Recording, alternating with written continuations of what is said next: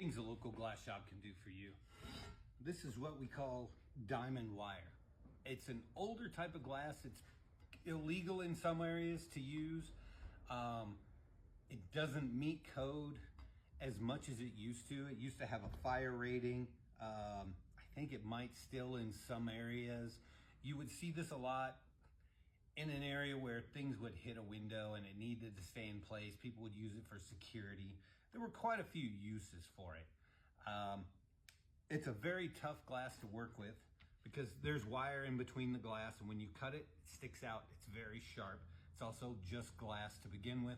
So the glass is sharp, and when you break it, as you can see, I've already scored this with my glass cutter. It's just a single pane, where if this were Lamy, I'd have to cut both sides and flop it. So I can break it like that, and then you come down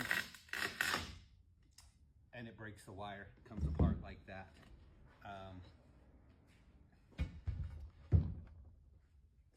It's a very strange glass. It breaks, you know, if it doesn't come that broken half, you still got that wire in there.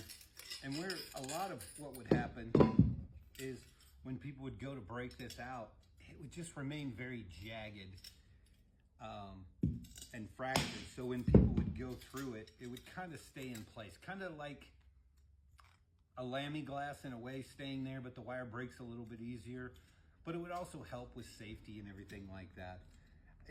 There's not a ton of applications before it. I just thought it was a neat glass and that I would show it to you today. There are still a few applications. I think there's some in the hospitals that they use it for.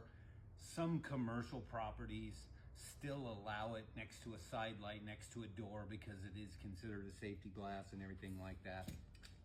But so if you see a piece of glass like wire glass somewhere and it's broken and you need it replaced, find your local glass shop, see what they can do for you, support small business.